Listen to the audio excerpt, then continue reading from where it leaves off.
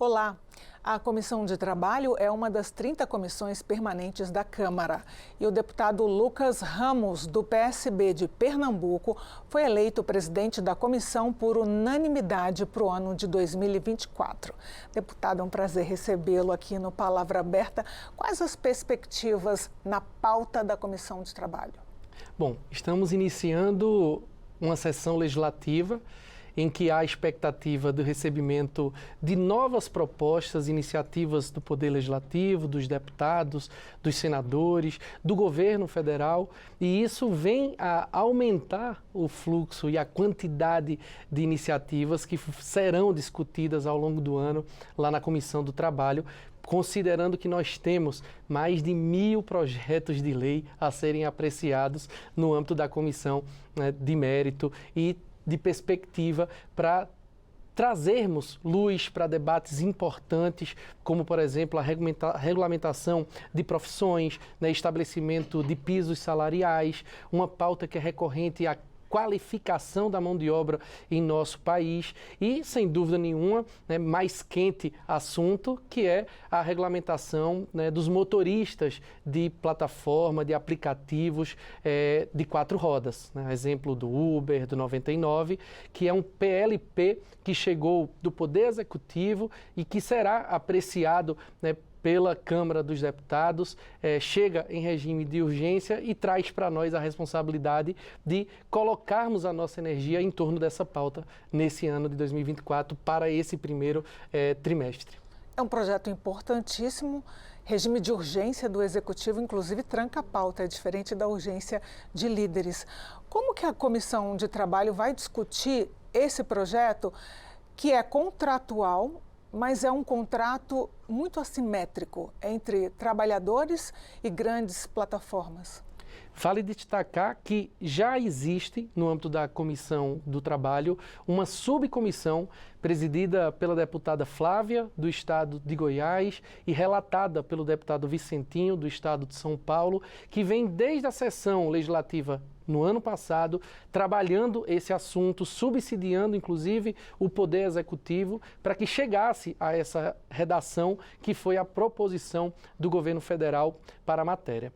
O PLP, ele chega com a contribuição da Câmara, que participou ativamente de uma mesa redonda que foi instituída a partir do Ministério do Trabalho, que contou com representantes de sindicato, de empresas, o setor produtivo com as suas plataformas, os trabalhadores com suas representações de categoria e, sobretudo, o Ministério Público do Trabalho, para que pudesse, primeiro, identificar quais são os pontos mais frágeis, como, por exemplo, a falta de cobertura numa questão de acidente, por exemplo, garantir a esse motorista o direito, como a gente costuma ouvir, encostar no INSS, na Previdência. Não existe essa previsão hoje.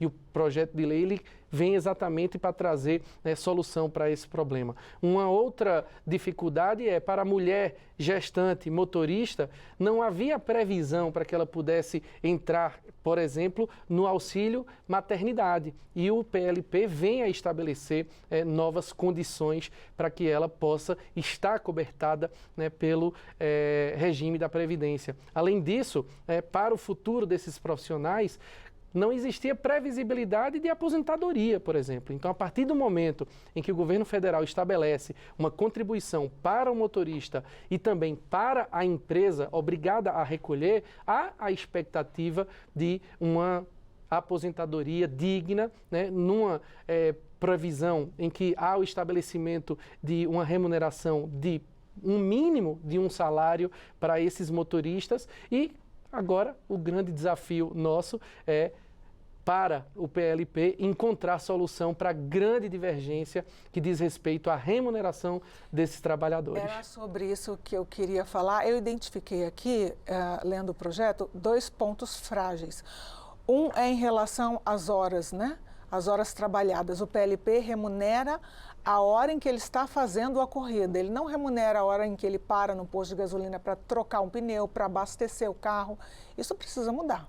Isso. E a previsão é que a remuneração seja a partir dessas horas trabalhadas, que começa a contar quando o motorista aceita a corrida pelo aplicativo. Ou seja, o que a gente considera de hora itinerary, por exemplo, aguardando o chamado de um cliente para iniciar uma corrida, ela não é remunerada. Isso é uma queixa muito grande por parte dos motoristas. Exatamente nesses momentos em que ele para ir ao banheiro, para fazer um lanche, tomar uma água, ele não está sendo remunerado, mas o PLP estabelece inclusive um limite de horas por dia a ser trabalhada, né? A grande dificuldade, que é o maior desafio que a Comissão do Trabalho vai encontrar, e aí estão as audiências públicas, que nós, a partir da subcomissão e a partir do trabalho, né, com a parceria do presidente Arthur Lira, que vai designar o relator e vai levar o PLP para ser relatado direto ao plenário, e a comissão, infelizmente, perdeu essa guerra quando chega em regime de urgência, nós estamos buscando, né, a instituição de um grupo de trabalho, de uma comissão especial que possa servir, né, para garantir ao relator designado pelo presidente Arthur Lira, na hora de elaborar o seu parecer, ter condições técnicas e perceber, né, esses movimentos de divergência, como, por exemplo, né, aqui colocado a remuneração em hora trabalhada, enquanto a reivindicação dos motoristas de aplicativo é o quilômetro rodado. Deputado, outro ponto é em relação à jornada. Eu não quero nem falar a jornada do trabalhador, que ele ainda não está. E pelo contrato aqui, pelo PLP, não haverá esse contrato CLT, digamos assim. Mas, digamos, a jornada de trabalho do motorista do aplicativo, pelo PLP, é de 12 horas. Isso também não é um ponto frágil, porque ele poderia trabalhar 12 horas em um aplicativo, 12 horas em outro aplicativo. Olha, isso é um ponto que a gente precisa abordar, sem dúvida nenhuma, mas que traz aí uma discussão que passa pela fadiga do motorista. Não dava para a gente deixar em aberta a quantidade de horas trabalhadas, considerando que, né, existe um cansaço para quem dirige o dia inteiro, né, para quem cumpre uma jornada muito extensa de trabalho. O estresse do trânsito, a violência que a gente convive, infelizmente, e que nos traz esse sentimento de insegurança, o perfil dos clientes, passageiros, que diferencia, né, uma hora é um passageiro mais tranquilo, outra hora tem transporte de animais, outra hora tem transporte de crianças. Então não há uma estabilidade, não há uma garantia de que o próximo passageiro, né, não vai entrar naquele veículo, né, sem a má fé, né? A gente vê na imprensa que esses motoristas eles já são alvo de investidas criminosas, inclusive sequestros, assaltos e até alguns crimes mais violentos, como assassinato, que a gente já viu a imprensa divulgar. Então, sem dúvida nenhuma, essa carga horária de trabalho ela é definida em até 12 horas e é um consenso com os trabalhadores. Agora, precisamos encontrar, não, uma forma de não cair nesse processo de negativo, inclusive, de você burlar a legislação, servindo a um aplicativo naquelas horas de limites e a outro aplicativo que não converse entre si. Então, é pertinente para que a gente não tenha aí o exercício ilegal da profissão. Deputado, o senhor queria falar sobre um projeto que foi aprovado na Comissão de Trabalho, que já seguiu para outras comissões, que estabelece o seguro-desemprego para os trabalhadores rurais na entre-safra? Na verdade, a gente precisa colocar à luz a um debate desses trabalhadores da agricultura familiar que são safristas, que são contratados temporariamente, naquele período em que há colheita, por exemplo.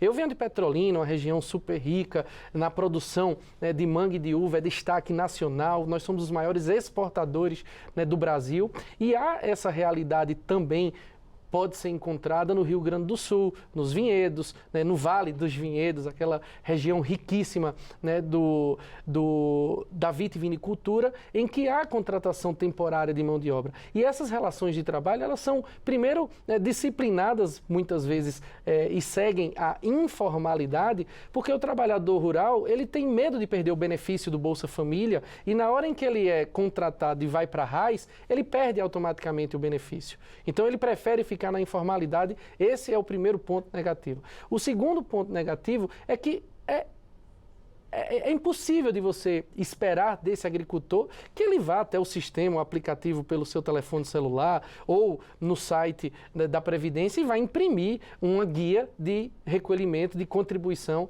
à Previdência Nacional. Não há essa expectativa. Então a gente precisa encontrar, né, na legislação e rediscutir as formas de contratação, e o agricultor familiar, ele é hoje um dos mais impactados, né, e mais expostos à legislação trabalhista. Da mesma forma, a gente pode considerar o trabalhador da soja, do agronegócio, dos grandes empreendimentos de commodities, por exemplo, em que há também essa insegurança jurídica e os direitos trabalhistas precisam ser revistos, e a Comissão do Trabalho vai ter muito trabalho pela frente para colocar isso em pauta, né, sobrepondo essas prioridades à grande demanda de projetos que tramitam por ali.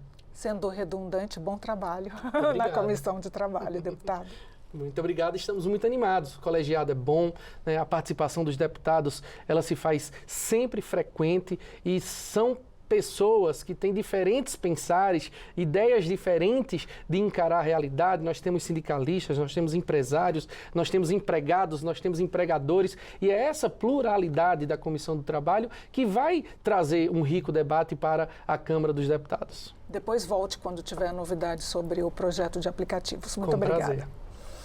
Eu conversei com o deputado Lucas Ramos sobre as prioridades da Comissão de Trabalho para 2024. Eu sou Aline Machado e este foi o Palavra Aberta. Muito obrigada pela sua companhia.